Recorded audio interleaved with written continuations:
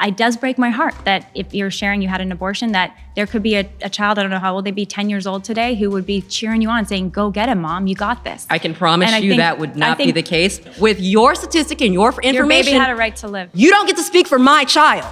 You don't get to speak for my child. Let's start right there. Hey everybody, I'm Lila Rose. I am the president and founder of Live Action. I am a mom of 3, a wife, and the host of the Lila Rose podcast. And today I'm surrounded by 25 pro-choice activists. My first claim is abortion leaves women scarred for life.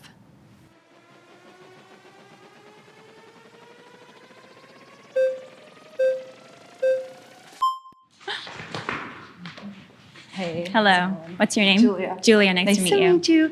Okay, so from my understanding is scar means permanent, and I would argue that life is permanent.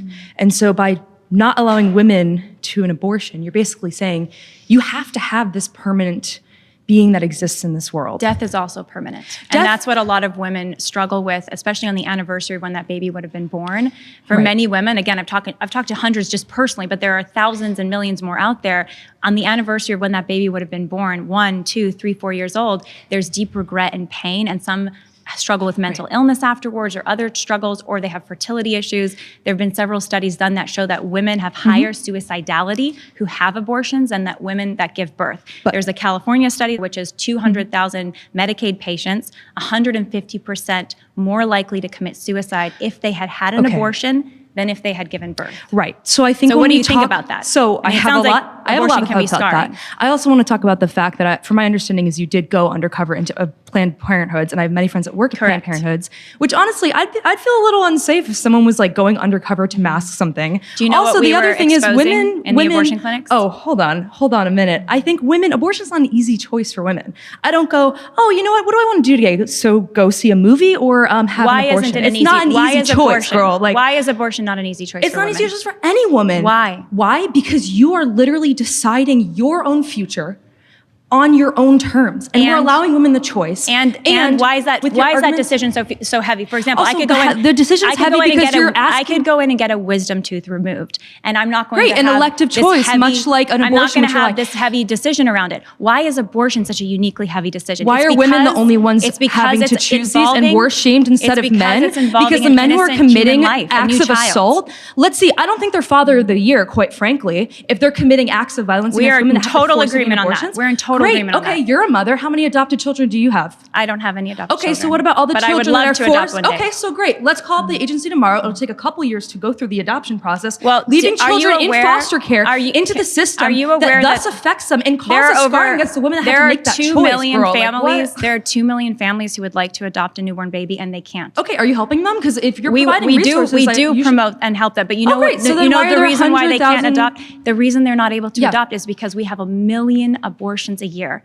Our country kills children. If there were access to safe abortions, I would say that scarring exists. And those are all legal abortions. To be clear, those 1 million abortions a year are all being done Catholic, legally. right? I am Are Catholic. you not going to feel Catholic guilt when all the women are dying in parking lots from illegal abortions? So women are dying right now from legal abortions. Women who take the abortion pill, 30,000 of them are going into the emergency room every year because of the legal abortion pill. Doctors are now in fear of malpractice. The media is lying to you guys. The media is lying to you guys because legal abortion kills women. It killed Tanya Reeves in a Chicago Planned Parenthood. I have a lot of friends who had abortions. They're live. I was talking to them yesterday. They're pretty chill. They're actually pretty great. They're in therapy because they made that choice to have children when they are ready to have children. There's tens of thousands of women who go to emergency rooms because of the abortion pill. There are dozens of women who die from if they had safe access in education, sex education early on, those were women safe, and men legal abortions that they were having. Men and women would have access to education to understand sex. Pause. You've been voted out by the majority. Okay. Please return to Thank you. Nice to meet you.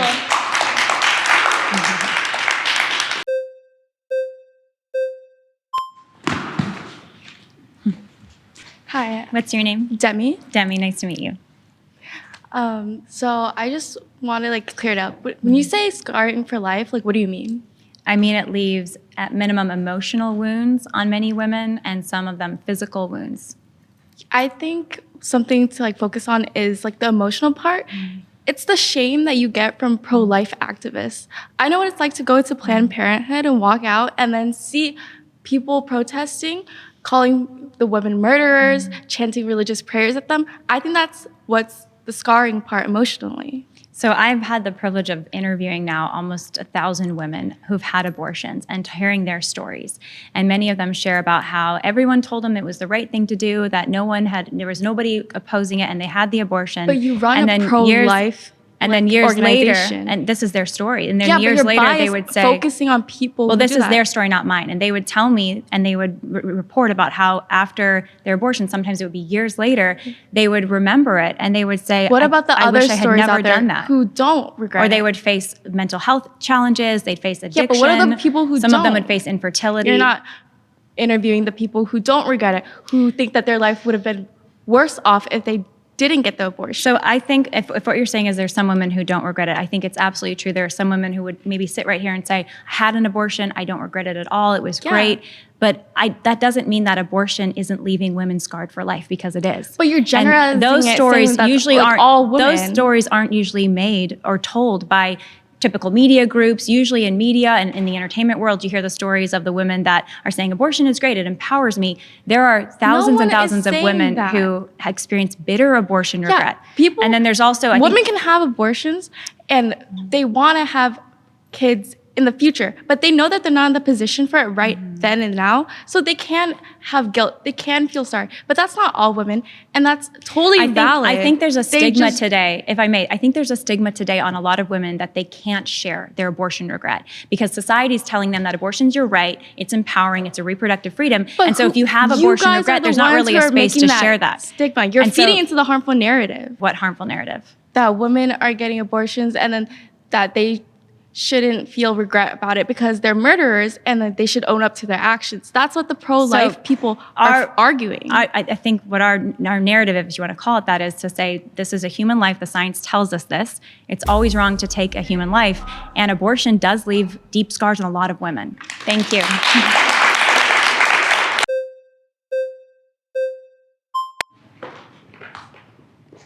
What's your name? Hi, nice to meet you. My name's India. India, nice to meet you.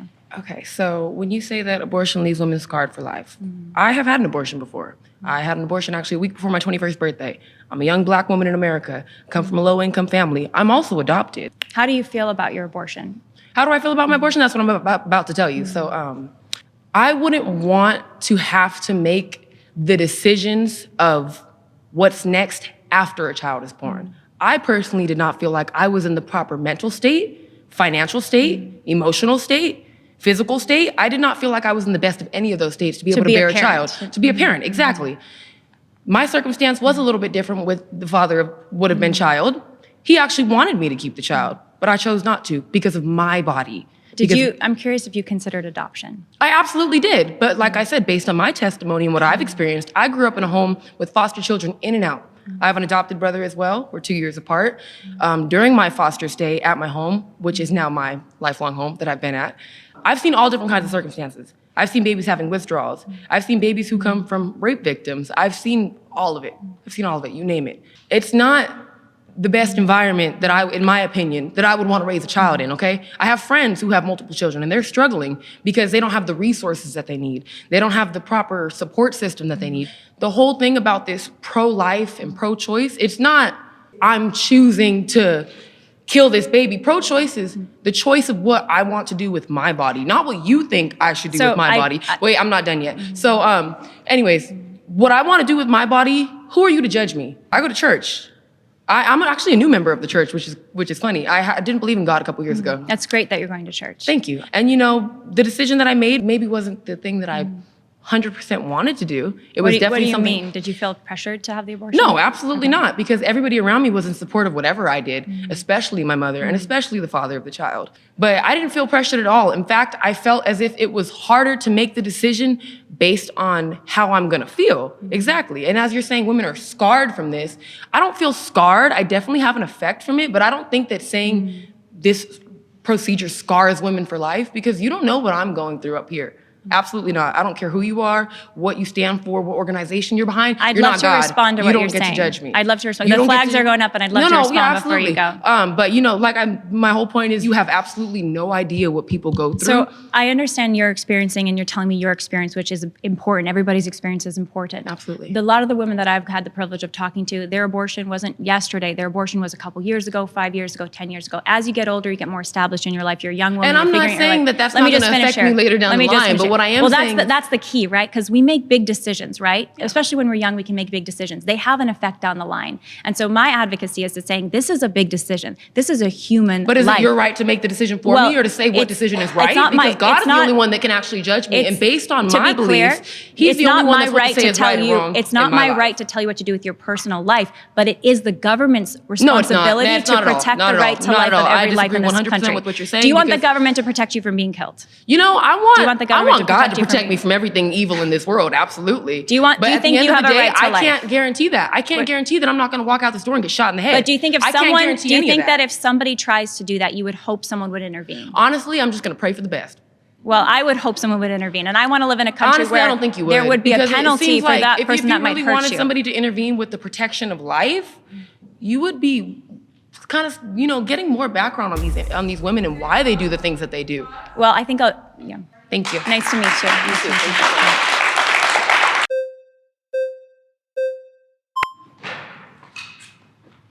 Hi. What's your name? Audrey. Audrey. Nice to meet you. Okay, so do you know the number one emotion women get after having an abortion is relief? Are you referring to the Turnaway study with that Yes, information? I am. Okay. So the Turnaway study has been heavily debunked because it's done by those that support abortion, and they said they were going to follow 1,000 women to see if there was an abortion regret after their abortions.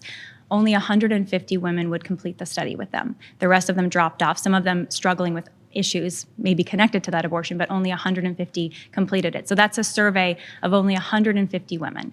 And again, I think we need to look at women at large and their experiences. And there will be some women who say, well, I feel great, I'm good, this is good, I don't regret it. And then there's a lot of women whose stories aren't being told. But you don't who look at women at large with their deeply- experiences. That's what we do. And those women deeply regret their abortions. They feel scarred by their abortions.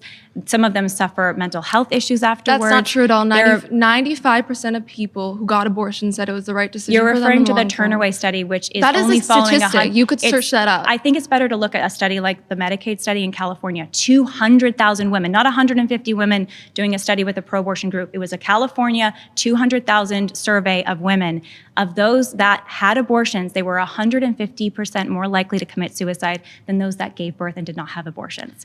In Finland, there were 2 studies done of women there that found that women who had abortions had a higher likelihood of committing suicide than women who did not have abortions. People deserve to know this. Okay. Women deserve Can to I know talk? this because when they have an abortion, that's a huge life-altering decision, not just for ending the life of a baby, but it's life-altering for the woman. It is life altering for the woman because pregnancy is a big deal. Having a It baby, is a big deal. Having a baby is very, very expensive. And if you're willing to put survivors, children on top of that, and the shame that they have to go through, forcing an 11-year-old to go through a pregnancy, and yes, they're not forced to be a parent, but the adoptive and foster care systems are very, very So broken. my friend Liana Rebeledo, she was brutally in a gang by at age 12. She went to the doctor, she found out she was pregnant, she had severe mental health issues, suicidality from the trauma of the rape, right? She goes to the doctor says, you're pregnant, and the doctor says, do you want an abortion? And she says, will the abortion take away the trauma of that? The horror I But feel in that's my her body. choice, though, but that's and the her doctor choice. said, let me just finish what she said. And the doctor said, no, it will not. He was honest with her. And she said, why would I take the life of this baby because But of the that's her trauma that I belief. endured? Not everybody will experience. It's a belief, but it's also a fact that it was a human being inside her. It was an innocent third party because of that. So that every was perpetrated upon her. Thank you. Nice to meet you.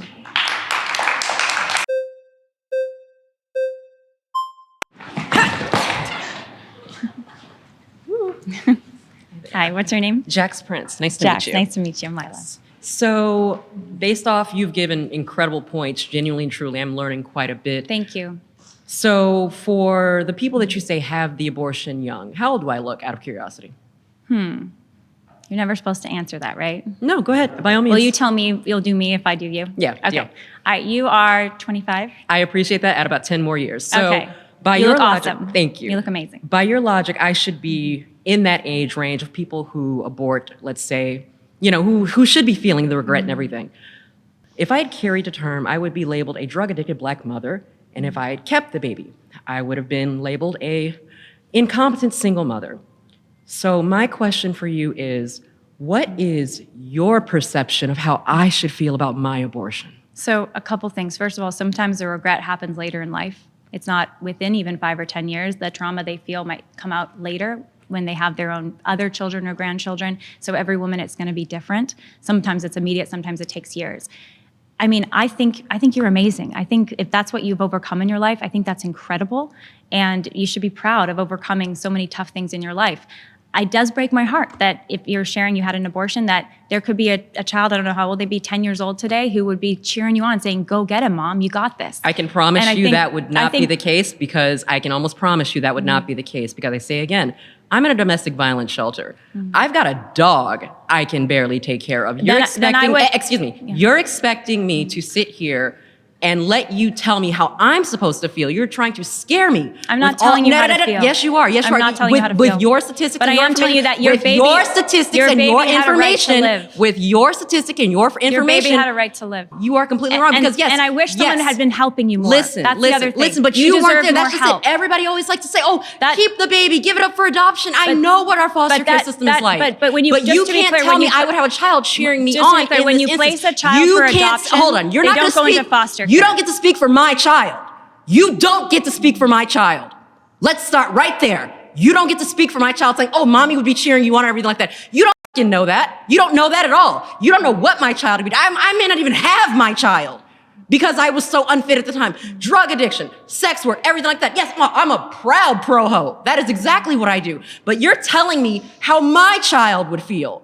And what gives you the right? I What would gives hope you that the for your right? child. What gives you the right? I would love to respond to you. I would love to respond to you. I think, yes, your child had a right to life. And I would say that I wish there were more people helping you at the time. It sounds like you were at a really rough time in your life. And I think that you mattered, that baby mattered, and you both deserved more help. That's what I would say. That's what you would say. But you're saying my child be cheering me on I would right now. hope that if you literally- chose to that's parent. just it. If You you just chose said to you would parent. hope. I would hope You that. would hope. So all of this is going off of hope. Please return to your seat.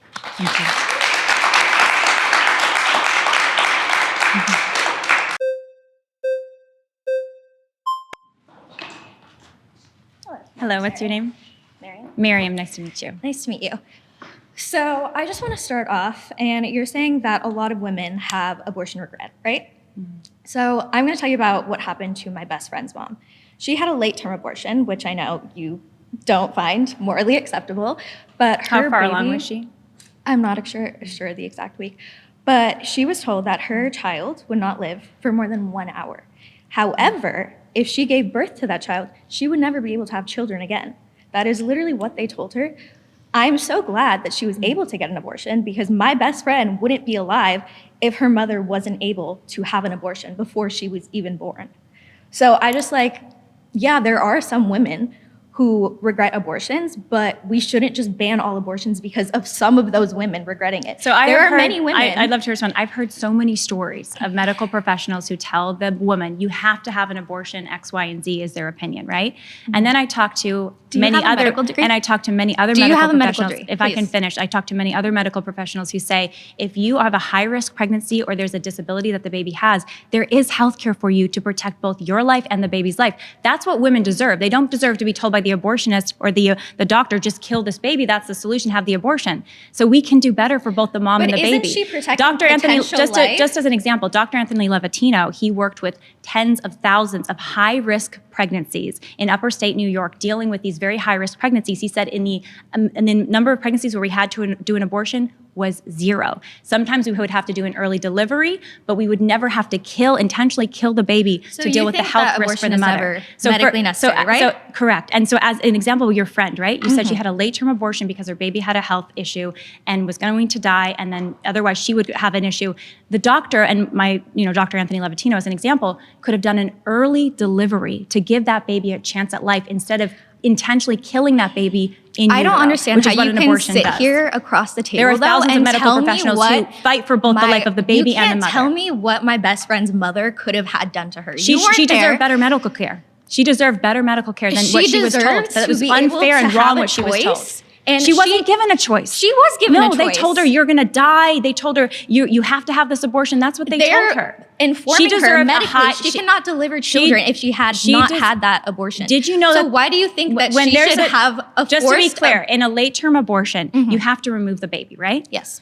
And what is the difference between a late-term abortion where you remove the baby dead and an early delivery where you can remove the baby alive?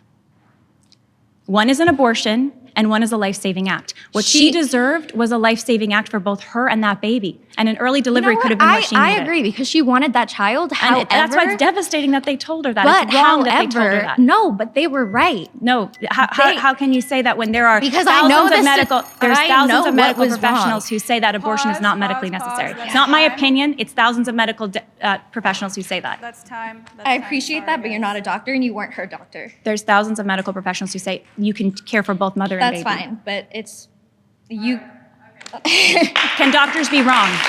Doctors can be wrong. Can you be wrong? Could her doctor have been wrong? My next claim is abortion cannot be justified under any circumstance.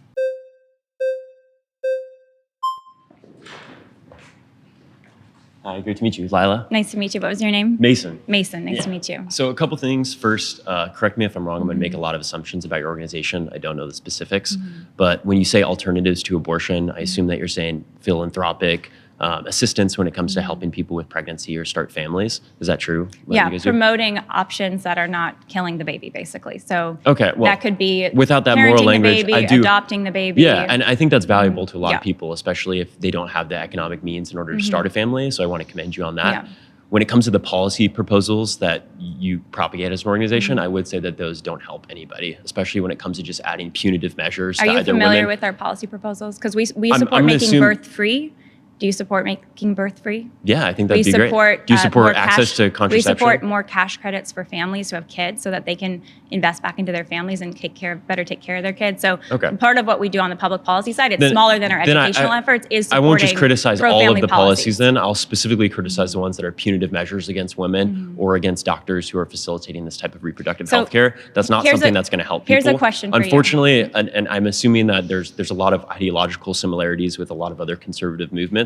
So when it comes to things like gun rights, what I hear so much from conservatives are guns are something that's a necessary evil. If there was a world where we could get rid of all guns, that would be awesome. It's just one thing where there are going to be bad people with guns, and in order to counteract that, you're going to need good people with guns. And I would say the same thing for abortion. I think in an ideal world, we wouldn't have any abortions. Unfortunately, the reality of the situation is it's going to exist, whether or not that it's legal and can have safe actual procedures, or it's going to happen in the alleyways where it is going to damage women. So- and so to yeah. continue to advocate for punitive measures, and I'll let you speak after this, I think that does more harm to women at large than it does to help protect the unborn life. Here's a question for you. Do you think that it is always wrong to kill an innocent person, an innocent human? I would say the intentional killing of somebody who's innocent is something that Okay. we should advocate against. Okay. What I will say, though, So is the what rights... is an abortion in your view? One sec, I got to finish my point. Okay. What I will say is the rights of people's bodily autonomy is something that supersedes the preservation of life, especially when it comes to the government enforcement of that. Do I have So the one right quick- as a one quick mother to thing. kill my child? So I think there are two ways that we determine what rights are in a society, right? It's either we all have rights, and then we decide as a society that there are some actions that we need to restrict just because we live in a social world, or we have no rights, and we just have the grace of the government that grants us some rights. I have a question What for you, I would Mason. start Yeah. is, I think that we do have all rights. I think that we restrict things that would be unnecessary and bad. I wouldn't count somebody's rights to their own So bodily it sound- autonomy as something that we need to So restrict. it sounds like you're making the argument that dependency means that a mother should have the child to end the life, should have the right to end the life of her child. I wouldn't say dependency, because I'm sure the you're- child's dependent on her body, right? That's well, what you're saying. I'm assuming you're The going to go into like a dependency. toddler is dependent in order to be fed by their parents. A newborn And- is totally dependent on their Right, parents, but it it's doesn't not, rely- we can never end the life of a newborn. I know, but it doesn't rely on the specific bodily But it functions of fully somebody. relies on the functions of everybody Well, no, else. because you can opt out. You can give a that to an newborn adoption baby agency. relies on the functions of other adults, right, for but, sure. But if it not doesn't their have to mother. deal with that biological mother. The mother can't put it So up for you're adoption saying if that they the don't have the means in biological. order So to what take you're care of saying, them. let me make sure I say it back to you. You're saying the biological mother has the right to end the life of her biological child, but somebody else who's not biologically connected could end the life of a young child that's totally dependent on them physically. No. I wouldn't say that. Then But- what are you saying? Well, you like to go into a lot of biology. Do you know what an FMT is? Tell me. So it's a fecal microbacterial transfusion. It's necessary for people who don't have proper intestinal responses Okay. for immune disorders. And what it is basically a transfusion of someone else's feces into that person. What's funny to me? Interesting. What's funny to me is we don't enforce people in order to like collect their own poop But- in order to but just preserve to be life. clear, so it's funny can that I- we can I- protect the sanctity of people's Yeah. poop over Can people's I wombs and say- uterus. But Like that's, the womb that's is so designed funny. for a baby, right? Not all wombs Okay. can Wombs deliver are designed babies. for babies, Not though, all no? wombs. What else are they designed for? I hate to do it, guys. Okay. I hate interrupting you, but it's the only way to keep the No worries. keep it rotating. Nice to meet you. Good to meet you. Thank you.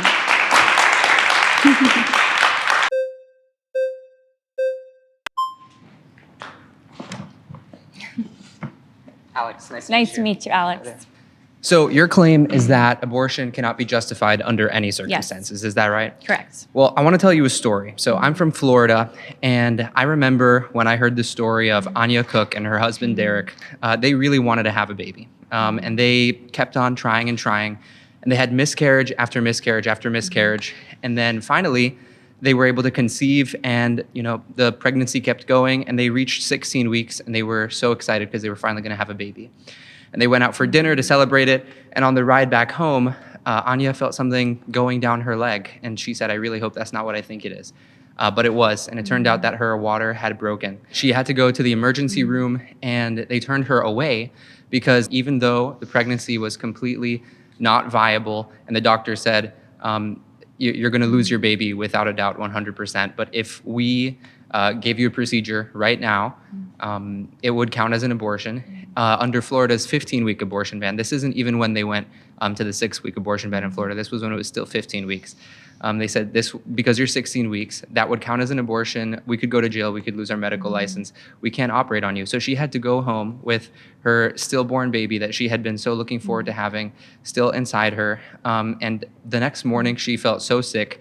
And she said that she thought she was going to die, but she wanted to get her hair done first so that her mom didn't have to get her hair done. So while she was at the hairdresser, she felt like something was going to happen. So she got out of the chair, went into the bathroom, and that is when she saw her baby. And she had to call her husband in, and her husband took care of her.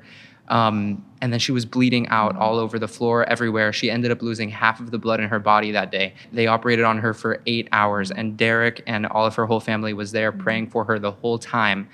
And miraculously, she survived. But she would not have had to go through that if she was able to get the medical care that she needed. And this is why I think that instead of having the government legislate, abortion should be illegal, except in this case, that case, the other case, it's impossible to have something so black and white as the law legislate something that is so individualized and so complex as every person's experience. And that's why I will always trust a mother and her family to make the right decision for her instead of the government trying to make things so black and white. And that's what abortion bans do. They cause people to get really sick and even die because they're denied the medical care that they need. Okay, so I'd love to respond. Thank you for sharing the story. Here's the deal. If the baby had passed away, you mentioned the baby was stillborn, or you said that we used the word stillbirth. If the baby was dead, this was a miscarriage, the baby was dead, it was medical malpractice for the emergency room to turn her away, and she would have had a lawsuit against them. In any pro-life state in the country, any kind of care for miscarriage, to complete a miscarriage if the baby has passed away, is completely legal. And that's actually written in the books. So I think that's a really important point, that medical malpractice unfortunately does happen, and that could have happened in the case. Abortion If the bans baby- actually cause doctors to have to do medical malpractice. There's a because lot of they there's a have to lot go of through all of narratives these out there saying that, steps but that's just inaccurate. to justify, There- if it's this exception or that exception. There are thousands of medical professionals, including many in pro-life states, who say we are able to do miscarriage care. We're able to deal with The ectopic baby pregnancies was still alive. She completely was under the pro-life her water law. had broken, but her baby was doomed. It was gonna die. Pause. Nice to meet you. Thank you.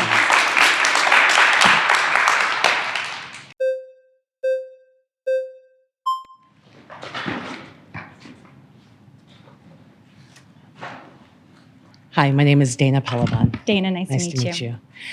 So I am the executive director of one of the oldest rape crisis centers here in the nation. And one of the things that I need you to understand is that abortion care is health care for survivors. And it also gives them the options that they need in order to move forward after they have had so many choices that have been taken away from them. So let's remind ourselves that most women who have been assaulted know they're assaulters. 1 in 20 women who have had pregnancies that result from assault.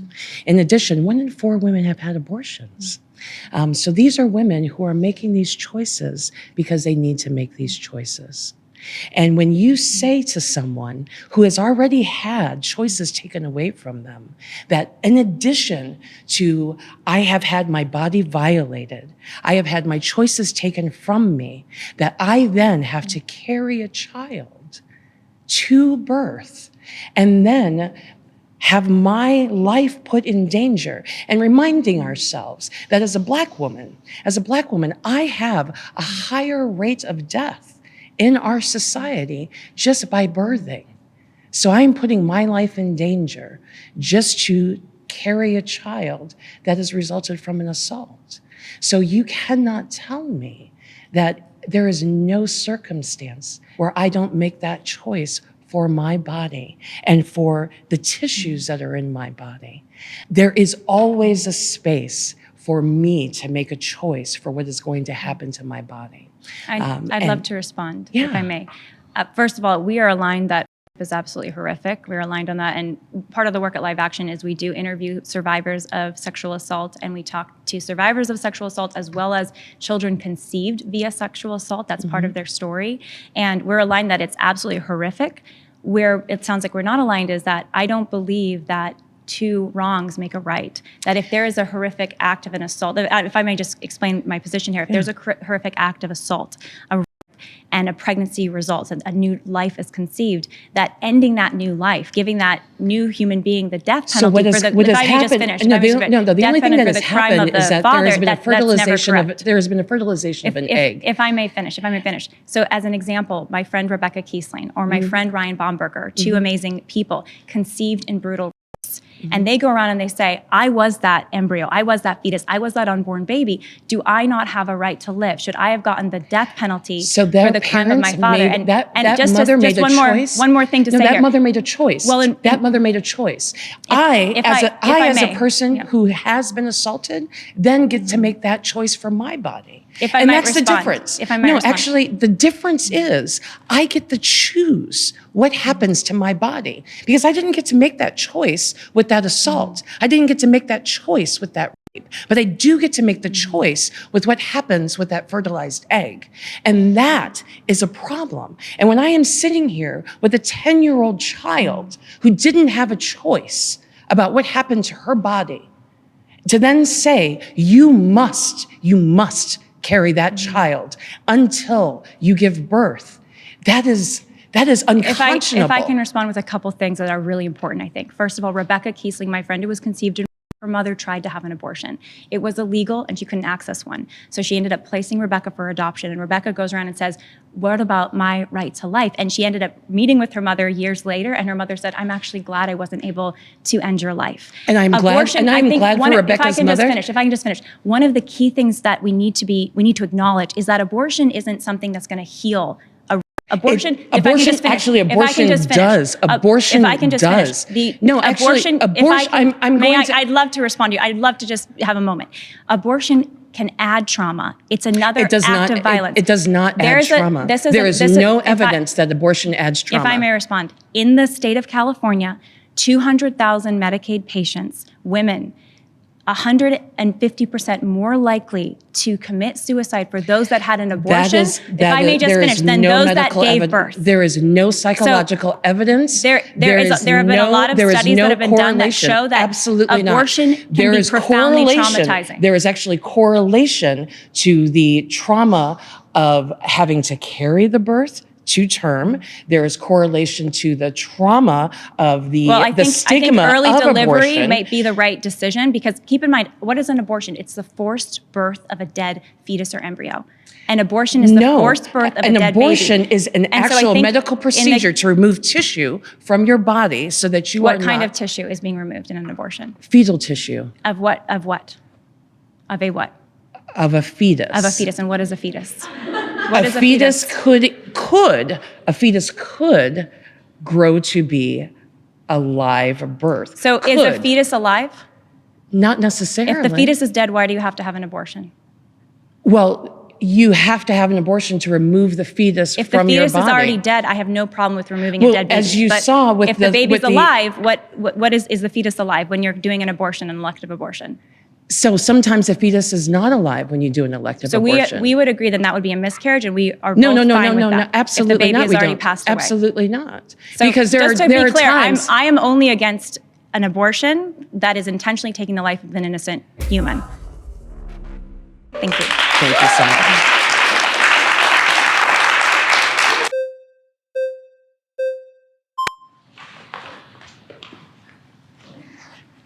Hi.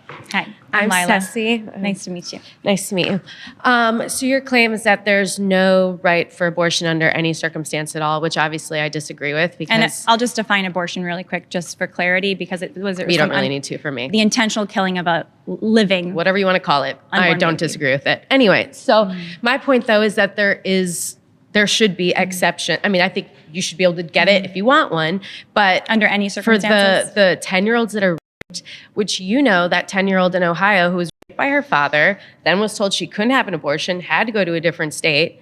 So you're more than comfortable with holding down a 10-year-old once again to make her do something with her body she doesn't want to do. So an abortion is another act of violence in my view, both of that baby and of a rape survivor.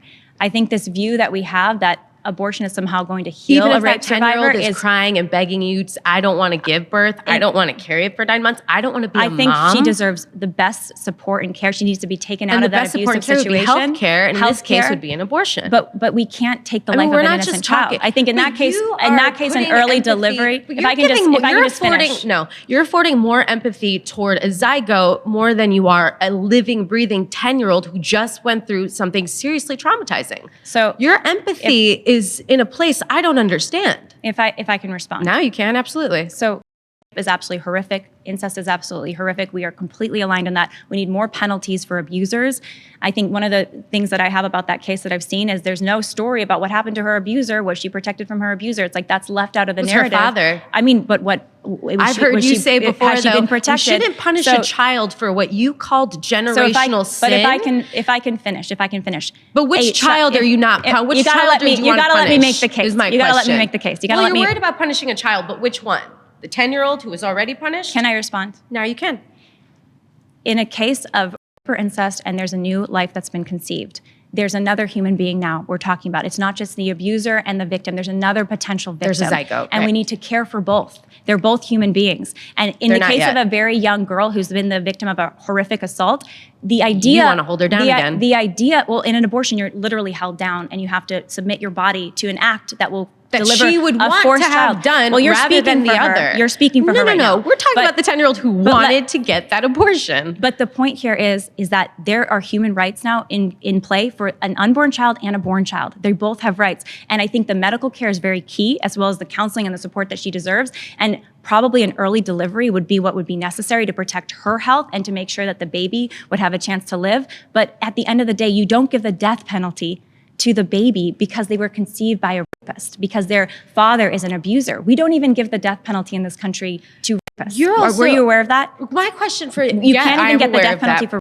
Why would we be okay with giving the death penalty to a child because they're conceived in rape? It's not a child. What are they in It's a your view? zygote. It's What an is a- embryo. what it's is a an fetus. embryo? What is and an I'm not embryo? going to get into the science behind it because the thing You don't think now the science is matters? Not in this argument right So now. you don't because you think there's no right for an abortion at for any reason, But that's there because the definitely sci- are. that's because- like if I Nancy can just Davis in respond. Louisiana, If I can who just her, respond. her child was going to be born with a crania, meaning without a skull. You thought, and you said this to her, you said, I think your child should have died in the loving arms of their parents instead of at the tools of the abortionist. Now, this woman was going to give birth to a child that will die within minutes of being born. So you're not bringing life into the world. Do you at know that what, point. Do you know what So abortion why procedure would would you have been say done on something her like baby? that? Do you know what abortion procedure would have been done on her baby? In a later term abortion that she had in the second An trimester. emergency if abortion. if I can just complete my sentence here. Either there would have been a lethal injection of that baby to kill that baby, or that would have been a live dismemberment of that baby. Those are the abortion procedures used in the second or the third trimester. And you don't think either one should have been But you used? support that? Do you support that? Thank you.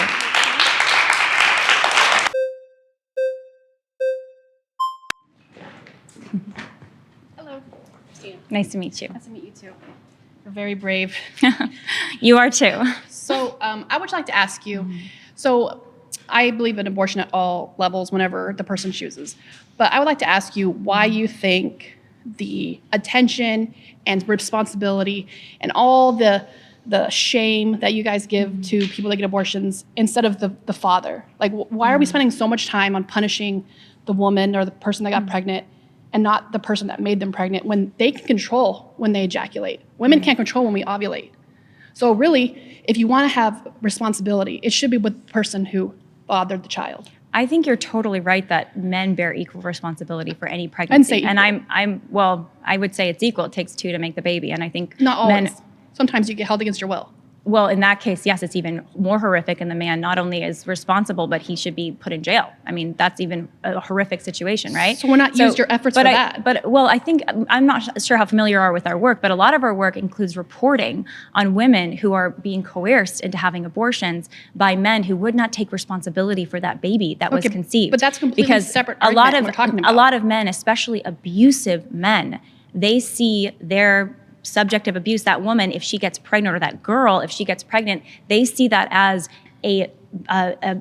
something in the way of them being able to continue to abuse and use her. They don't want her to be pregnant. And so one of the research reports that we've done, it shows that in the life of a sex trafficking victim, she'll have up to at least one and up to multiple forced abortions in her life because her pimp doesn't want her to be pregnant because he can't monetize her, basically. So this is some of the horrific underside of the abortion industry, that they actually profit off of coerced abortions, but again, you're shaming rape-based women, abortions, you're shaming trafficked people victims who abortions. are pregnant and not the perpetrators. What do you mean by shaming? Just You're the to one be clear. saying that women or people that get pregnant are not making decisions that are right for their own bodies. You're empathizing them, and then you're also not putting responsibility on the people that actually caused the situation. Well, if it's a rapist, we are in full, I think we're probably in full agreement that they should be held fully criminally responsible it's and put fun in to jail say for that, the rest but of their life, in my it's fun view. to say that, but the conservatives do not act like that. They act like it's entirely women's responsibility. The Well, pregnancy, I can the only speak for shiz and the myself shame. here and my organization. And we work with liberals, we work with conservatives, we work with Republicans, we work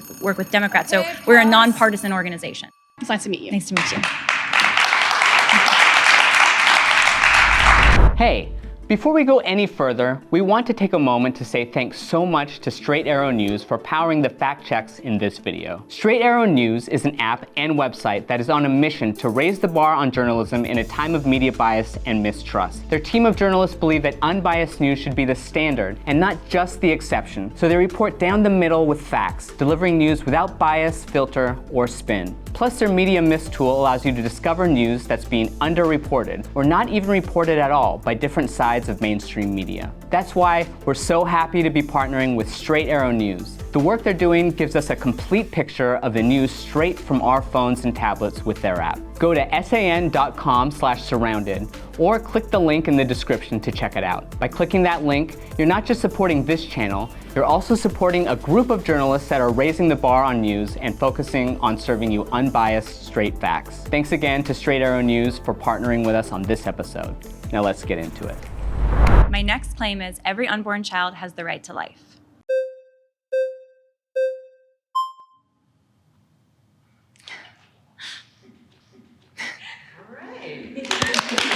Nice to meet you. What's your name? Adam. Adam, nice to meet you. Likewise. So when you say a child, I feel like you're kind of like preemptively loading the prompt with a lot of emotions. A child implies a person, and I don't believe personhood begins until around 22 weeks of gestation when, if you want to get into neuroscience, the thalamus connects to the cortex and the brain finally has the capacity to support a subjective experience. So why do you think that a fetus at 10 weeks, 8 weeks, for example, that has no capacity to be self-aware, to experience pain or anything else, should be valued equal to the bodily autonomy of a woman? Okay. So a few questions for you to get to answer that. Yeah. Do you believe that a human fetus is a human? It's a human, yeah, sure. Okay. Yeah. So your argument is that some humans don't have human rights, because my argument is that every human has a human right. Sure, and this that is first again, right is life. this is getting into semantics, like the colloquial way we use the word human versus maybe a more scientific way. So obviously, a fertilized egg and beyond has human cells. The question is, when we talk about protecting that life, when does it become on the same level as the life of the mother who has bodily autonomy? And the answer there is 22 weeks, because again, prior to that, the car is on, but there's no driver in the car. And you don't apply traffic laws to an empty car, right? There has to be a subject present. It can't be a something, it has to be a someone. So does a newborn baby have the same capacity, brain abilities as a 3-year-old? No. And does it has the same capacity for consciousness, though, because the thalamus and cortex are connected. So you're defining human life as consciousness. That's your definition Yeah, of the human ability life. to have a subjective experience, consciousness, sure. So yeah. if someone is unconscious, are they no longer a human? They still have connections with their thalamus and cortex, whether they're under general anesthesia, whether they're asleep, whether If they're in a coma. you would say they're still a human. They because still have the neural So pathways connecting those parts of the brain. if you're an unborn child before you've developed your brain fully, right? Because we all started life Sure. before our brain was developed, Sure, right? And then yeah. eventually, after a few weeks, we would develop our brain and then develop more capacities with our brain. Yeah. But that child, before it has developed its brain, has the natural capacity for a brain, because that's what will happen if no one kills that child When you say first. before it's developed a brain, do you mean prior to 22 weeks? Prior to 22 weeks. So- And there are parts of, a lot has happened in Mhm. the brain activity even before 22 weeks, as I'm sure you know. Sure, but it's So- not sufficient to support a subjective experience. And when you talk about prior to 22 weeks, I would agree a potential life has some value, but it's not equal value to an actual person who has a right to bodily autonomy. If 200 years in the future, thanks to like medical technology advancements, we can safely remove an 8-week fetus from a mother, respect her bodily autonomy, and protect the fetus, I don't think anyone's going to call for abortion in that situation. But the reality is, respecting her bodily autonomy typically is mutually exclusive with terminating or with keeping that pregnancy. So make sure I'm tracking your argument here. You're saying that before this specific moment when there is a certain level of brain development, because the brain has begun certain developing connections before. between brain regions. And why for you is that the level of humanity? Why for you does that give that person human rights? Because that includes anyone we'd want to include, people that are asleep, people that are under general anesthesia. And if they have people, a brain developmental disorder where they're missing part of their brain, and so Like those anencephaly, connections, for example? and those connections aren't there, would you say they're not a human anymore? They'd still be a human. And like I said But earlier, they don't have those brain connections that you're talking I'm about. talking about personhood versus being a human Well, life. that's what I'm talking about too. Yeah. So I'm saying. So I want to be clear with the terms here. When you Sure. say they're a human, I'm agreeing that even a fertilized egg is a human. Is it a person that should be given equal So are you saying that a protections to person with a woman? brain developmental disorder, like a significant So like, developmental are you talking about disability, anencephaly, for example? As an example, that they Yeah. would not be a So person as I in your said, view? It's okay to kill that person? Well, no, that's not what I'm saying. Then what are you saying? As I said earlier, when there's a potential life, a partial life, you still give it some value. You have to take reasonable steps to protect it. If someone's So born, what steps would you give it to if protect it? someone's born with anencephaly, there's no conflict there between the bodily autonomy of a woman and the person with anencephaly. The reason you do an abortion is not like, oh, I want to kill this fetus for fun. There's a conflict between the woman's bodily autonomy and the fetus developing. So if you're- there's some way to resolve that and respect both parties, that would be great, but we don't have that kind of medical technology So right now. the pro-life position is that if you are a human, you have human rights, regardless of how developed your brain might be, because some people have severe developmental disabilities, and that doesn't make them less of a human, or they have Sure, less. I never said that it does. Well, your argument actually infers that it does, actually, because it's saying that this particular level of developmental ability that your brain may have gives you Which exists, by the personhood. way, in pretty much anyone And- other than people with but anencephaly. our And those po- people usually die in a couple days. But is it okay to kill that person before no. they die naturally? If Because they're still because in the they womb, lack this. If they're still in the womb or but- after birth. But what if they're okay? Let's take your scenario. What if they're Yeah. after birth and they lack the specific connections that you're saying defines Sure, personhood? they only have a brainstem usually. Yeah, and they're after birth. There's a little Yeah. boy named Jasper. He lived almost, I think, 3-4 years, Uh-huh. and with a severe condition, a developmental condition in his It's brain. not okay to kill that. But why would it not be okay to kill them when they Because lack this specific brain connection that the you're saying reason- makes it okay to kill the The baby at reason 21 that it weeks? makes the reason it's okay to kill the fetus prior to 22 weeks is not not because it's just good enough itself. It's because it's the only way to resolve the conflict between the bodily autonomy of the woman and the fetus. If someone's born with anencephaly, their existence is not impeding on the bodily autonomy of anyone else. And then you want to take all reasonable steps to help that person, not harm that person. I think we agree on bodily autonomy to a degree, because I agree that I have bodily autonomy, you have bodily autonomy, but I think my bodily autonomy ends when another human being's bodily autonomy Does begins. it fully Even end? before they're why does fully their developed. autonomy outweigh yours though? So it's not that it outweighs, it's that they're two lives. Like, it would not be right for me to be killed by you, right? I have a right to live. Yes. And similarly, if I had another body inside my body that was a developing human being, which is what pregnancy involves, right? Maybe one, maybe two, they have a right to live and to not be killed. So I don't have the right, even though there is a responsibility I now have, they're using my body to develop. That's how we all became in our life. But these then that child still has a right to not be killed. Parents have natural Why does that woman not have a right obligations to to still their have her children. bodily functions kept intact and have like her bodily autonomy kept intact? When you can deliver the baby, Well, deliver the what baby, is the don't womb abort designed for? What is the womb designed for? it. Like gestation, Gestation of what? the baby. Right. So the womb is designed for the baby. Okay. Nice job. Thank you. Nice to meet you, Adam.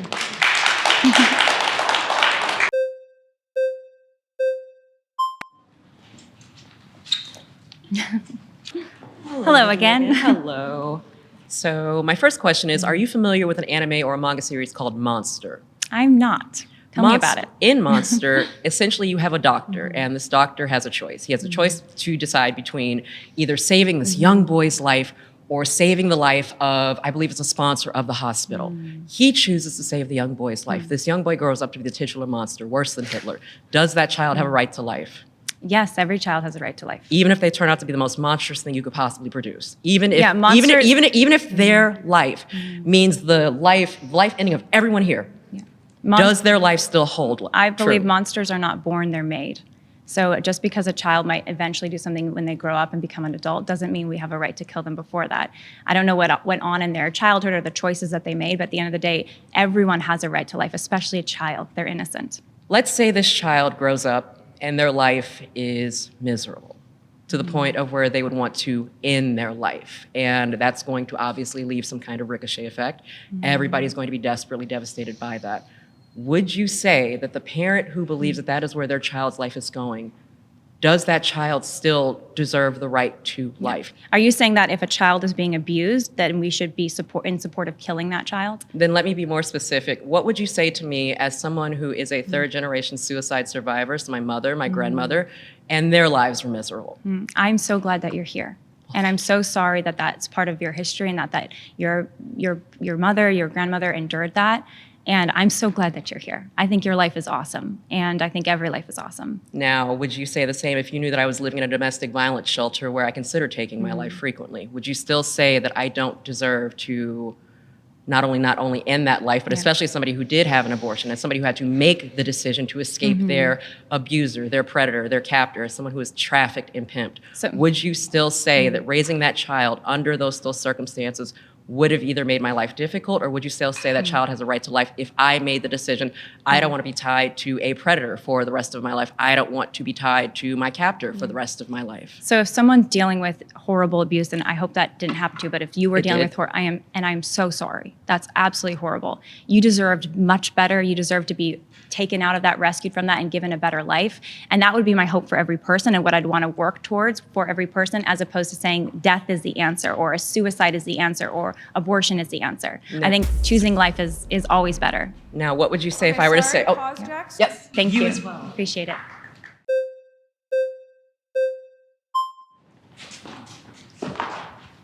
Hello. Hi, Whitney Shanahan. Whitney, nice to meet you.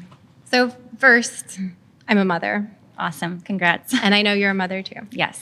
And I think that as mothers, having our bodily autonomy, the right to control our own body and make our own decisions, especially when it comes to pregnancy, is paramount. And I think that calling an unborn child, an embryo or fetus, an unborn child, as mothers is disingenuous and it is disempowering for us. I don't know how a child would fit in my uterus. It doesn't even really make sense. So when we're talking about an unborn child, I think we should say in this space, like out of respect for everyone, it's a fetus, it's an embryo. Do you know the meaning of the word? word fetus? Yes. What is it? It's a baby, an unborn baby. Yes. I'm not here to argue anything scientific with you. I'm here to talk about Well, I think bodily the autonomy. science does matter. The bodily autonomy is what I'm here Yeah. to talk to you about. Well, I think both matter, right? So the science tells us. You just had a guest who argued science with you. I'm not a scientist. I'm a mother. I am and- too. But I'm saying the science, I think, does okay, matter. I'm so glad it matters to you. Everyone here has a different reason why abortion rights matter to them. And as me, a mother, and as someone who in a red state, when they were trying to pass a 6-week heartbeat abortion ban, I went into the ER and I was questioned about what I had done to cause a possible miscarriage. Because at that time, the state legislature was working to ban abortion at 6 weeks, and I was 11 weeks. And I was turned away. I was questioned about what I had done. I wanted that pregnancy. I want another pregnancy. I have a child. I want to stay alive for my child. So my bodily autonomy is the paramount, is the most important thing. And to say women's bodily autonomy should be sacrificed for a hypothetical baby, a hypothetical child, because a pregnancy, that is not a child, it's a baby, it's a fetus, and it's an embryo. So I'd love to respond to what you're saying. First of all, Well, first, before you respond, I just want to okay. hear one argument, because I have never heard anyone from your organization make an argument of why the government or you or anyone knows better for my body than me. So I'd love to respond, if I may. How you So- know better about my body than me? So I don't know your body personally. You're right. You Obviously. don't know I anyone's I just body met but you. your own what body. But what So I you can shouldn't say, be making if I decisions for if you anyone would let me else's respond, body. I'd love to respond to what you're saying. So your argument is that your bodily autonomy is more important than the unborn child's right No, to they're life. equal. No, Okay. you didn't listen. So do you They're have the equal. right to kill your unborn child? My bodily Do autonomy. you have the right to kill your unborn child? I have a right to use my body and my organs however I To see kill fit. your unborn child? No one has the right to use my body or organs without my consent. So does my, that mean you my have the right to 5-year-old kill? Son, how is it killing him? My 5-year-old Abortion son, is killing that child. my That's what an 5-year-old abortion son does. needs a kidney or he will die. If I don't give Can him I my explain? kidney, is that So killing I him? think- Is that killing him? I don't if think I you're- don't give him my if kidney? I can respond, we Just can't say- have just a explain. conversation if I can't respond. And abortion is the intentional killing of that child. So That abortion, is your definition. No, It's a medical procedure. It's a healthcare medical if you procedure. would let me respond. So an abortion involves either poisoning the baby to death via an abortion pill. It involves suctioning the baby to death in a first trimester abortion. It can involve live dismemberment of that baby in a second trimester abortion, or in a third trimester abortion, it involves a lethal injection. So in what all does of that have to those do with bodily cases, autonomy? in all Bodily of those autonomy. cases, it's Bodily active autonomy. killing. Explain what. Pause, Whitney. I'm so sorry. Okay. You've been voted out by the majority. Please return to your Thank seat. you, Whitney.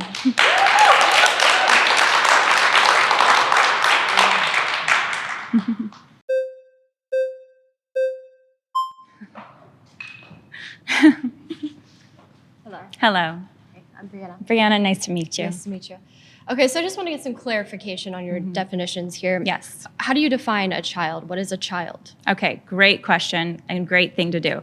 First of all, an unborn child is a member of the human species that is not born yet. Okay, So that would so- include a child in the womb, or it could include a child that's in an IVF What clinic. are characteristics that are distinct that create the definition of a human? How do you define a human? A human is a member of a human species. So that's it. Under It's the just law, a yes, a under the member- law of biogenesis. So what- A human would be the offspring of of parents in the same species. Okay, so what is the distinction between a human and other living organisms? And Genetically, we might be pretty similar in some ways, but there's some key differences. what is the key difference? The human genetic code is substantially different than any other. Could you say species in the maybe a world. level of awareness is something that distincts us from just, let's say bacteria or plants or other I see. life I see what you're forms? saying. Yes, we have the ability for reason. We To have the have a ability, conscious experience. Yeah, right. ultimately, human beings have a natural capacity to be able to reason and to be able to choose and love and do things Correct. that animals might have some. So you would say that's a they relate determinative to us in some ways, but aspect not of to a the degree that human humans being. have. That's what determines a human being, having awareness and a conscious experience. Well, I mean, animals that's have what you conscious just said, experience, right? You but said we have the that. ability to reason ultimately. Human Okay, beings have a reasoning, natural conscious capacity to experience. reason. So this is But what that makes doesn't us mean just- distinct from living other living But just to organisms be- like plants or yes, anything but just to like be that. clear, human So- beings have the natural capacity for reason, but they don't all have the active capacity. So a newborn baby doesn't have an active capacity for language, for reasoning, for making arguments that a maybe adult Right. would. And similarly, we all know So that is an it- unborn baby Right. is a human, even though Are it the can't speak yet, blueprints it the can't same reason. as a building? Like, are the blueprints the same as a building? No. Okay, so if you go up to it and you see the structural integrity of something that a building's, there's all these pieces that they're have set aside. Yeah. Someone goes and they vandalize that. Would they say, "Oh, you Yeah. vandalized the I hear building"? what you're saying, but the analogy doesn't fit because How an does it not unborn- fit? Because an this is unborn the baby is blue- not a blueprint. Okay, it's not An a unborn blueprint. The baby, genome, it's- all the genetic your makeups. DNA is a blueprint, but the unborn baby is also made of cells, which are them, like you said, the Right. building blocks. But So it's they're not building human the yet baby. because you even They're said yourself that a what are level they of if they're not awareness and human? consciousness is what defines What are they if- humanity. what if they're which not happens in the human? third trimester, and we see Are that you saying actually that at the 90% of abortions occur according to the Guttmacher Institute. Are you saying the in the unborn first child's not a trimester. human? Pause.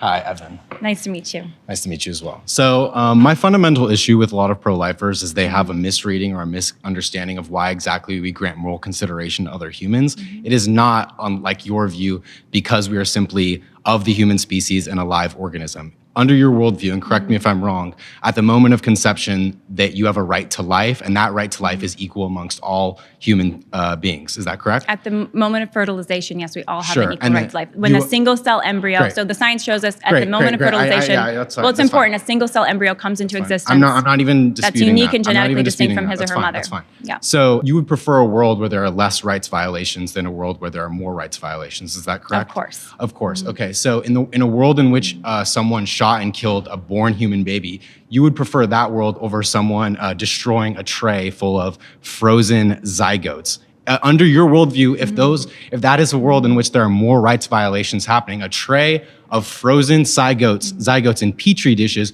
would be worse under your worldview than a world in which someone So- shot and killed a born baby. Yeah, Can you concede to that? I think we were talking about this sense can of you concede whether or not that would if be- you'll let me respond. Sure. So here's the deal. If there was a burning building, right? And I think you're kind of using this analogy with this tray of babies that are frozen, right? In vitro fertilization Zygotes. babies. Unborn, Nobody developing human beings. colloquially uses the term baby to refer to human zygotes, embryos. by the way. Human embryos. Sure, They're human embryos, right? Yeah, that's fine. Or the born baby. Yes, I mean, under the law of familiarity, and also if I was in a household and there was in the first room my son, in the second room some other person, I would pick my son. I'm not because- asking but in just the to be law of clear, familiarity. but I'm just asking because- under your but can I ethical explain? worldview with respect to But rights it violations, doesn't which is mean- what we're discussing. It doesn't mean that the embryos are less valuable or that Yeah. the person in the room that Right. I didn't choose to save is less valuable. This is Right. really important. But with Just respect because to I would rights save- violations, but I'm this going is- to come walking back because you're Can not I- actually. can I respond? You're not Can I directly respond? actually responding. I am though. trying to, if I Sure. may. If I want to save, in your analogy, this newborn baby from being shot, I think is what your analogy is, which is Sure. obviously horrible, or save this tray of embryos, human embryos who are in the in vitro fertilization clinic, yeah, I would pick that newborn baby. That's not because the embryos are less valuable. So then you've just When the contradicted Titanic yourself because sunk- you said but that just you to- prefer a world in which there are less rights violations, but that would be a world in which there are more rights violations under your exact worldview because you Well, I conceded think- earlier but that at the let's- moment of let's- conception, yeah. we all have an equal right to life, which means if we have an equal right to life, all of those embryos have an equal, to be equal clear, rights to life, and that I means mean, there are more rights to be- violations under the can I- worldview can in I which respond? the tray is Can I destroyed respond? versus To be clear, the if baby. there was a baby and it's like, go save that baby or go save these 10 men over there, I also might pick the baby. That doesn't mean that these Sure, 10 but men I'm are not not asking. I'm not are not asking valuable. whether or not whether and it you. doesn't mean that I'm the not 10 men don't asking- have human I'm rights. not It's just asking- that this is a that's baby fine. right there I'm not that I asking whether wanna or not go you get, have so- some personal more empathy towards But I a baby think that's or what from. it's connected but no, to. but I think but, that's but what it's I'm connected to. specifically asking because we're discussing human rights as you put it. So- because I also have all of us all have So a if I much can- if stronger I can just- form to empathy towards Yeah. women. We don't have. Sure, and so- if I could just say, Sorry, time's up. that's okay. Thank you. Nice.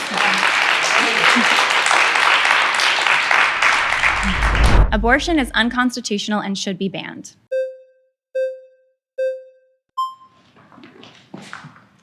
Hello?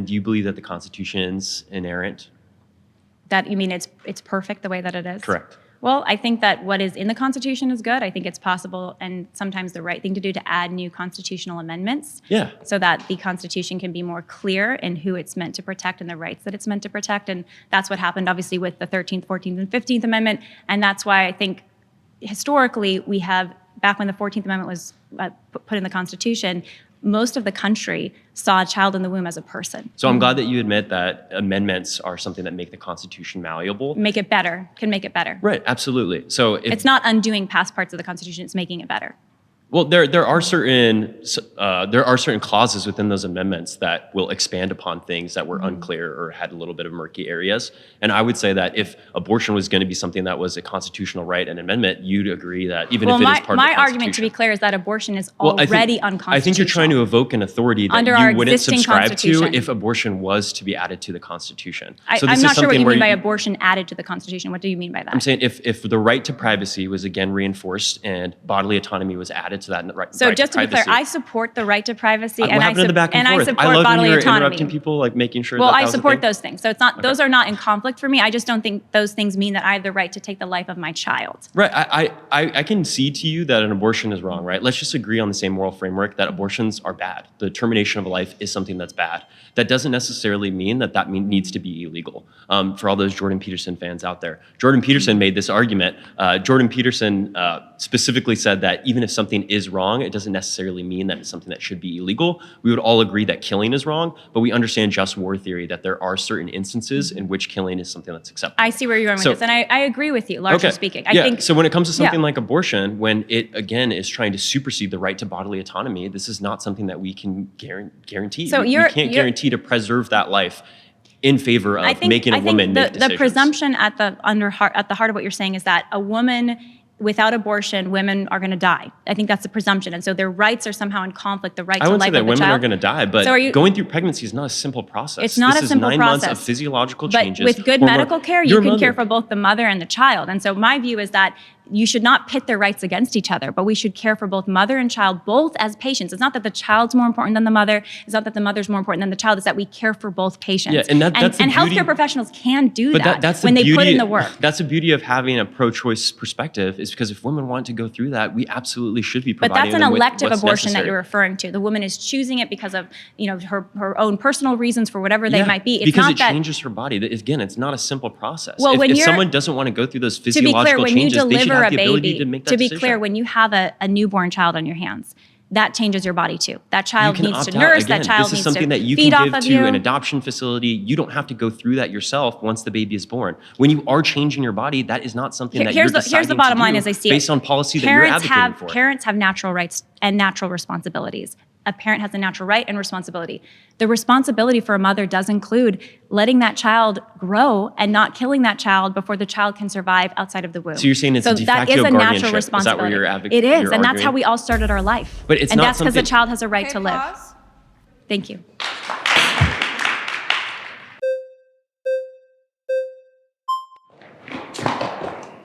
Hello. Hello. What's your name? My name is Zach. Zach, nice to meet you. Nice to meet you. So I come from the standpoint that the laws in the United States should represent the general public's opinions. And when you look at the bell curve, the majority, upwards of 70% of Americans believe that we have the right to abortions up to a certain point. Everyone has a different view on when that life becomes a life.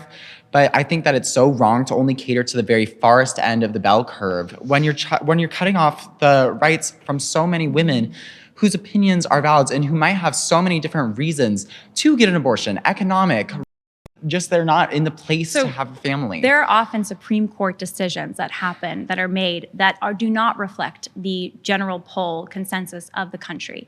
And this is also the story of part of our history, some of our worst human rights abuse as a country. If you had taken a poll of the Deep South, you would have found them during the time of slavery that they were for slavery. That was horrible, right?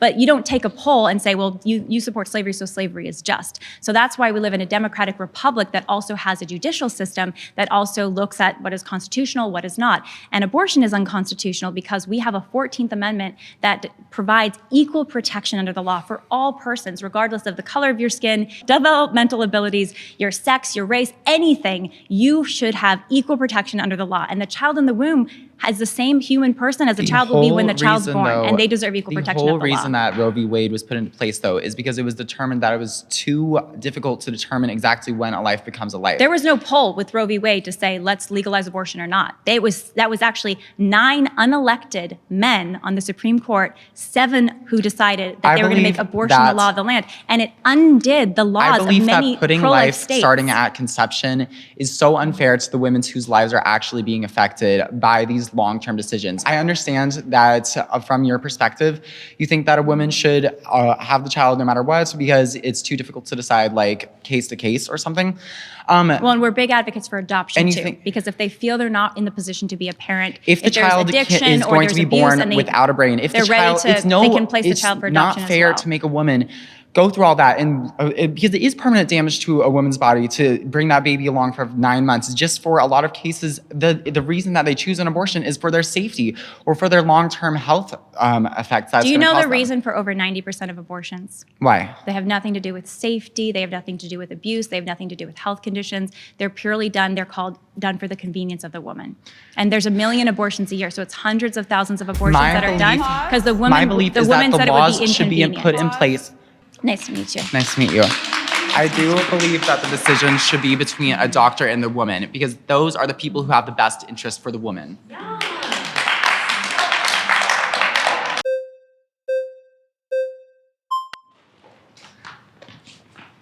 Hello. What's your name? Soraya. Soraya. Nice to meet you. Nice to meet you too. Okay, so I'm not really massively into debating. I'd honestly just rather hear your opinion. Thanks for being here. 100%, yeah, because it is a complex issue, and I absolutely see the value of your side. I do. I'm just curious then, if we ban it, how does that play out? Like, how does that look then? Let's say we ban it today. What does the next year, 5 years look like? It's a really good question. And it's one we think and talk about all the time. And in pro-life states, it's ones that they're wrestling with, right? Because they banned abortion in many states in this country already. Yeah. And it looks like a few things. First of all, I think we got to double down on resources for women. There are a lot of resources that exist, but sometimes women don't know that they exist and that there's people that want to help them. A lot of women don't know, for example, that with adoption, that there are literally over 1 million couples who would want to adopt a newborn baby, and you can actually pick and choose the couple that would adopt. You can pick and choose how much involved you want to be in that child's life if you choose adoption or if you choose parenting, that there are a lot of organizations that want to help. In California, there are hundreds of pregnancy resource centers that provide free confidential care to women before and after birth. People need to know that this stuff exists I agree so with that that, they can yeah. get the help that they deserve. I don't actually disagree with that. I'm more And then curious. also education on the trauma of abortion, the harm of abortion. I think that's also part of what's important Kind for of like women. to balance it out, right? Because right now it's very much like a, I guess, abortion-centric narrative, or It it's like is. that's the way to go. So you Yes. kind of want to balance it out by saying, hey, actually, there's an alternate way of doing things. Exactly. What I'm more curious about is abortions will continue to happen. You probably agree with that, even if there's a ban. Yes, there will be, and that's the thing. With any ban of anything, Yeah. there will be still some illegal activity or things And that how happen. do you want to address that? Well, I think that we need to work on helping women never choose that. But Using they free will as will- much as we They can. will still choose But it. for, so for what- those that do, I would definitely say make sure that they get good medical care, because at the end of the day, abortion is dangerous, whether it's legal or illegal. The Abortion ones hurts that- women. The ones that choose to get abortions. There needs to be, I think, good medical care for women, and especially Do they? for. I'm more curious about because if it's a ban, then it's illegal. So Are you asking who should be criminalized? I guess, yeah. Do you think that it should be criminalized? I think the abortionist should absolutely be criminalized, 100%. The doctor. The doctor go to or the prison. person that's selling abortions. Yes. Pause.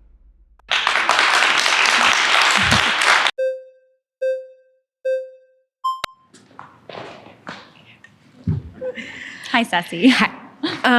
So we were just talking about, you brought up the fact that you think doctors should be, what was it? Liable if they commit abortions. Now, and- what do you, yes. because it's murder, Because in your opinion. Yes. Just like there are already statutes for illegal But abortions. my question to that is Just to be clear, there's already statutes for illegal abortions. Yeah, but there's statutes against I'm not getting- infanticide, et we're- cetera. Okay, anyway. But with the doctors, like,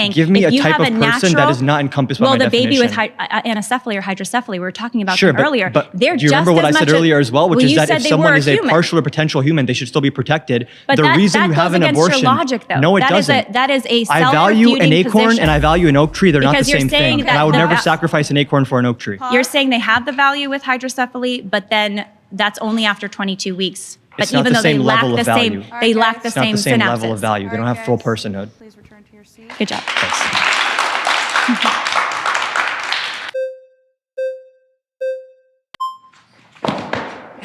Hello again. Hello, Julia, right? Yes. Okay. So you had mentioned that regardless if it is illegal or not, women are still going to get abortions. So how do you justify the fact They'll that have far less if it's illegal.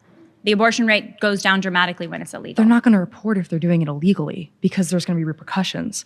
So But why not? we can prove that live births go up in states where abortion is illegal. That is the fact of what has happened after Dobbs v. Jackson, and some of the trigger laws went into effect and some states made abortion illegal. So we know more women are having babies. So even with unreported illegal abortions, live births are still going up.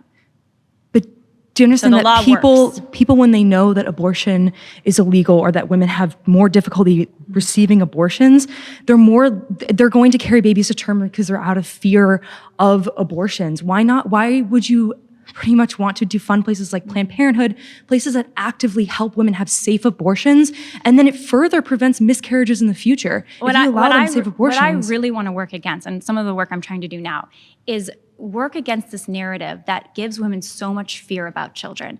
We are told to fear pregnancy, we're told to fear birth, we're told to fear being mothers, and our society also tells us to celebrate abortion. And I think that's We're a very not. anti-woman view. And I think we should flip the script on that and instead say, actually, our superpower as women is the ability to bring life into the world Well, and nurture life. Men can't do that. Our superpower of women is the power to choose. That's feminism. The power of choice. If you want to be a mother or you don't want to be a mother, that's feminism. If you want to be a stay-at-home mom, you want to go to work. But the difference, if my you friend, are is this: forced- when you're pregnant, you're already a mother, and we Okay. can't deny the scientific reality of that human life. If you That is a human life, a child, a son or a daughter that has rights too. If So you we need to force protect women both. to have pregnancies and you force women to basically change their entire life, we're not forcing the men to do that. Well, I think we should force the men to do that. Quite Okay, frankly. I great. think Well, that- have you met a man? You think they're going to do that? They're not going to do that. They're really not. But what you're getting at, which I think is a really good point, is that we have this sort of approach in our society when it comes to sex and relationships where men and women, and a lot of times men, I don't want to just say men do this, women do this too, all genders, where we treat this very maybe casually. We have this all backwards. Instead of looking at sex and relationships as something really beautiful, something you commit to for life, you sacrifice for the other person, you love that other person, Right. and then if you conceive a baby, you love that baby, you fight for that baby. I think that is the view we should be moving towards as a society, instead of sex being casual. If you get pregnant, just have an Which- abortion. The man abandons Which the is woman. a very heterosexual view because we're not including queer sex in this narrative, in which sometimes sex is well, often if the queer sex brings life into the world, either way, I think at the end of the day, we're still Great. talking about human life. That's great, but often, but in this regards, in this argument, we're not giving parents- people sexual education. If you go into Planned Parenthood, they not only give abortions, they also provide STD testing. They allow men into Planned Parenthood, people without health insurance. If we're talking about healthcare as a right, Time's up.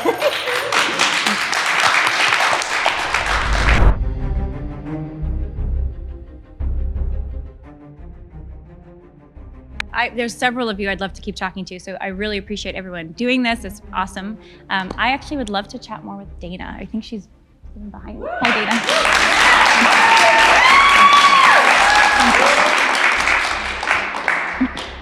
I chose Dana because I didn't feel like we actually got to have the conversation. I got to hear from Dana about some of your position and why you believe what you believe. I didn't really feel like we got to dialogue about that a lot, so I'd love to do that more, and I'd also love to hear what your claim would be that you want to talk about as well. So my claim is that my bodily autonomy is the prevailing right in this debate. Thank you. And I feel like that's something that's come back up again and again in the conversation as a through theme that we're having. So I hear what you're saying. I agree that we have bodily autonomy. I have the right to not someone to come and hit me, hurt me, etc. But there's a very unique relationship when a woman is pregnant with another human life, with another body, and that's her son or her daughter. Whether she wanted to get pregnant, intended to get pregnant, when she's pregnant, there's that unique relationship that springs into existence with the existence of that new human life. And a few times it's been said today, well, the science doesn't matter. We're just having my opinion, my personal story. The science does matter a lot. because science can help tell us what is real and what is not real. And science does tell us when human life begins, and it doesn't magically begin at birth. Human life begins before birth, and human life begins at the moment of fertilization. And so, while I'm all for bodily autonomy, I believe that our bodily autonomy as women ends where another human being's life begins. And when I'm pregnant, there's another body inside my body, and they deserve the right to live. And yes, that's gonna mean maybe a few months of me trying to hopefully take care of my body because it's feeding that body, and then delivering that child. And if I feel I can't parent, then there's other options. But I still have a responsibility not to kill that child via an abortion. So I'm going to tell you a story. So I am a mother. I have a 22-year-old son Amazing. Who has autism. And I became pregnant when he was around 6 years old. And I didn't want to have that child. And so I had an abortion. And I had the abortion when I was about 6 weeks along because it wasn't a child. It was a mass of cells. And I made that decision very distinctly. I didn't have any regrets about that decision. I actually didn't have a lot of debate about that decision. I had a child where I lived in an estate where we didn't have an insurance mandate. So I was working really hard to get my son the help that he needed with his autism. And I did not want to be pregnant. I was in a relationship. We made a choice. Because that was a choice that I made for the mass of cells that was in my body. I totally hear what you're saying. And I need you to understand that it wasn't about what am I killing, what am I keeping alive. It was what was best for my body. Because I then would have had to carry that child to term. And I also want you to know that when I had my child, I am a Black woman in this world, and my birth was actually very dangerous, as was many of the women in my family, because Black women don't get the same type of health care that you receive. I'd love to respond to what you're saying. I think it's absolutely horrible that women, because of the color of their skin, are not getting good health care. I think that's ridiculous and horrible. So we are aligned on that. When you talk about your baby and you saw that baby as a clump of cells, you said it wasn't a baby to you, it wasn't a child, and you had that abortion, you have no regrets. Our feelings or our beliefs about other people don't change that other person, that other human's value. So I could have feelings or beliefs about my son, about a person I walk past down the street, about anybody in this room, but that doesn't change whether they're good feelings, good beliefs, bad beliefs. That doesn't change that person's innate human value. And they have innate human value not because of their capacities, not because of their abilities, but because of their innate human nature that we all share. And human nature doesn't start at birth, doesn't start a few weeks or even a month before birth. It starts at the beginning of a human person's life, which is fertilization. But that's your opinion. So there isn't actually scientific evidence that states that human life begins at conception. There is a tremendous amount of scientific evidence there that actually- shows that. there- If you open there any isn't. human biology What- textbook, you're going to find that the development process begins with what fertilization of the human what life. it says is that and also, there if you're in is- an in vitro fertilization what clinic, what it says if you're a is technician, that there is cell multiplication. but it's not at just that any moment. cell multiplication, because you're made of cells, right? I'm made of cells, Well, sure. right? Okay, you and I are clumps of cells, right? 100%. But we're unique clumps of cells. We're individual clumps of cells that constitute a whole human. And at the moment of fertilization, you know what you got? You got a whole human. They're very small, but you have a whole human that just needs, you have a whole human at the moment of fertilization that just needs time and nourishment to grow, but has a unique genetic distinction, But it doesn't distinct always from the go mother. that way. So, for Well, you example, could miscarry, yes. Yeah. So But when that's I still when a I loss had, of the- that's but still when a I had, human being, But when I though. had my miscarriage, I'm so I sorry. had a clump of cells that then grew and then did not grow into a human child. I have a question for you. Did you said you have a son. How old is he now? 22. He's 20. Oh my goodness. You look great, by the way. I have a question. I'm just curious, because you're talking about the baby you miscarried, the baby you had the abortion of, and you called them clumps of cells. Did you see your son when he was unborn as a clump of cell, or did you consider him in your mind as a son, as a I human? didn't consider him a clump of cells. You did or you didn't? I did, absolutely. Okay. Absolutely. So for you didn't really feel connected to even him until he was born. So I knew that until he was actually out of my body, that there was not necessarily a live birth that was going to happen. So were you because kind of- I lost a child, I see. and I understood that having a pregnancy does not mean that you have a live birth and a baby at the end. That of is it. absolutely true. And so They don't- for yeah. me, that choice about what is happening to my body, that Were you choice, sad after the miscarriage? I'm just curious. Or were you Actually- kind of felt fine afterwards? Um, Because I had a miscarriage too. I felt deeply sad by it. so I But was women feel differently. I was ambivalent. I was not ready to have a child, and I was going through a divorce at the time. I'm sorry. Yeah, no, it sucked. It sucks. But yeah. also, so here, yeah. it was okay because I was not ready to be at that point, and I didn't even make that decision. My body made that here's the decision thing. for me. I hear everything you're saying, but here's the reality. You're strong. You are the one, when you're pregnant, if I get pregnant, I've been pregnant now 4 times, I'm more powerful than that baby, right? Because I have the power to talk, walk, do whatever I'm gonna do, and that baby is completely dependent on me, right? And even when there's a newborn, totally dependent on everybody around them, if not their biological mother, whoever's they're handed off to, right? It's incredibly important for a rule of law, for justice, for human rights, that we are especially careful to protect the rights of those that are dependent and weak. Because if we live in a society that just says the strong get to choose what they want because they can, that's not a just or a loving society. And that's why I'm so pro-life. I'm so pro-life because that baby, you're right, they're totally dependent on the mother. Absolutely. They're completely unable to defend themselves, speak for Yes. themselves.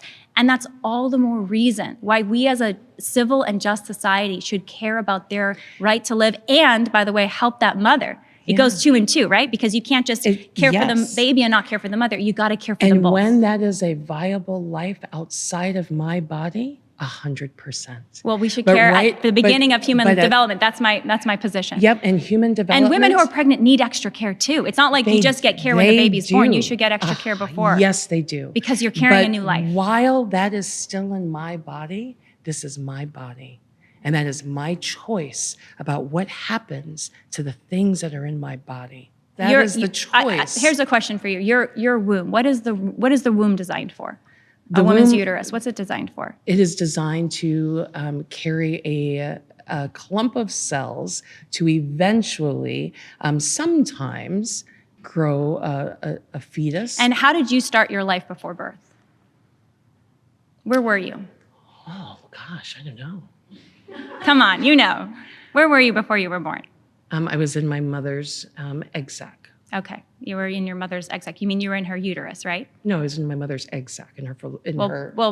actual Well, egg that sac. wasn't you yet. An egg is not you. The egg was The a, fertilized was a egg. part of me, and then the other part of me was in my dad's, I guess, testicles. So I mean, truly. it wasn't you yet, because you is when there's a whole human, right? And a unique Yes. individual So when I was genetic born, identity. then yes, then Well, then was me. But the science shows, come on, the science shows at the moment of fertilization, sperm egg fusion, The you have science unique, doesn't that's actually when, show that. it does show that you have unique No, individual the genetic science identity that's shows- distinct from your The parents. science shows that when an egg is That is a fact. fertilized, that there is cell multiplication. But that does what not kind of cell show- multiplication? It's not like skin cells.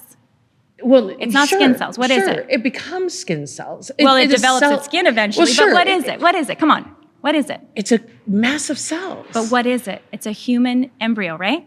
Well, yes. That's developing But rapidly. it is a clump of But cells. we already said we are clumps of cells. So you're kind of using Mm-hmm. that pejoratively, like, oh, you're a clump of cells, you can be aborted, you can be miscarried, it doesn't matter, who cares? You and But I it- are clumps but of cells. So but it's a not little clump- but it's dehumanizing. not a- You're being a little well, dehumanizing. Yes, I am being dehumanizing Why? because it is a Why? clump of cells. But we are clumps of cells. We already, you Yeah. acknowledge that. Yeah. So you're Because not wanting to until- dehumanize because us, right? until- Why wouldn't you dehumanize us because with that term? until But you you are dehumanize the baby. actually outside of my body, there are no rights. Because if there were, my friends, But I keep if- asking you if why. there And you were- keep saying just because if it's in your there body. But were, why does that there child would not have already be rights? laws on the books. And currently, there are no laws on the books that say that anything that happens before that birth means that they are not actually live. That's actually inaccurate. So No. even in states like California, there's such a thing. There has been such a thing until recently, in the last 2 years, as illegal abortions. Are you aware of that? So even in states that So- are blue states, No. there So- are illegal abortions where it says, yes, before birth, there is a this is a person that has some rights and we're going to protect them.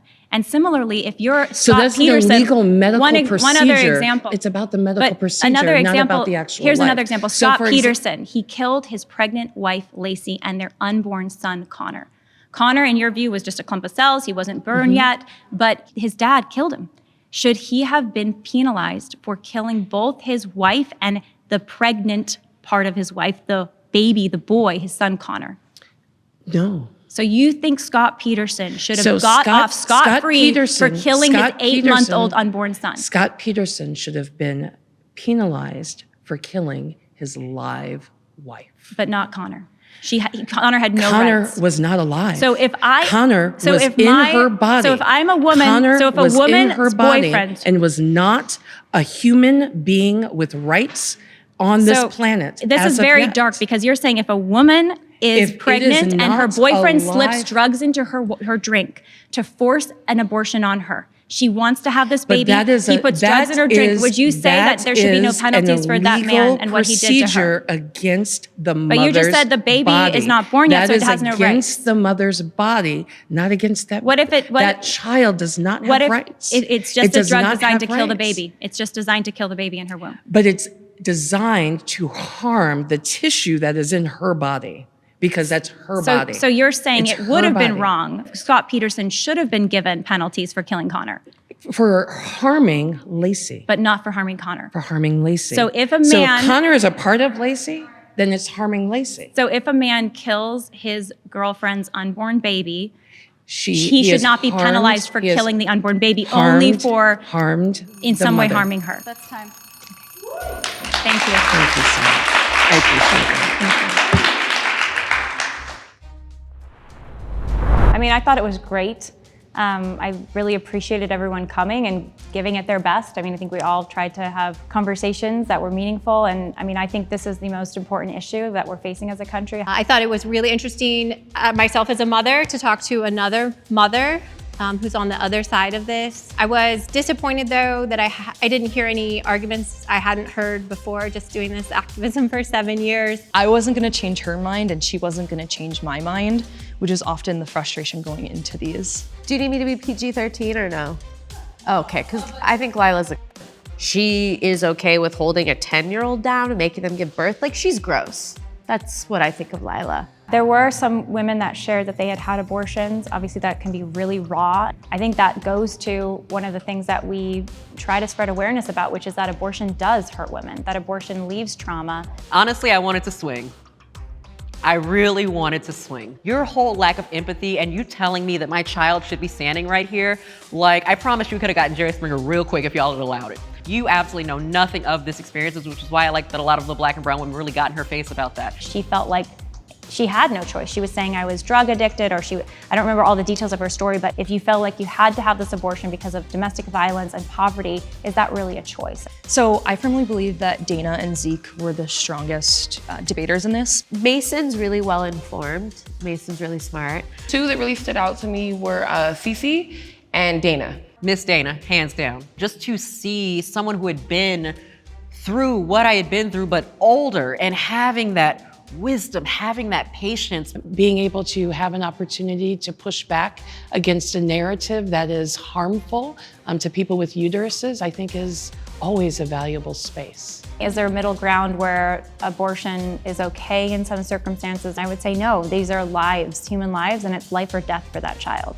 I don't know that there will ever be a middle ground, because what I'm talking about is healthcare, and what she's talking about is her emotions. Honestly and truly, yes, we can find a middle ground, but there has to be a lot less shaming from pro-life people, because I don't care what you say, I'm not a murderer for choosing myself. And honestly and truly, I believe if it was her children in this situation, she'd have a completely different tone. They often do. I think it's incredibly important to have conversations with people that you disagree with. And so I'm really grateful for everyone that came today, and I'd love to do it again.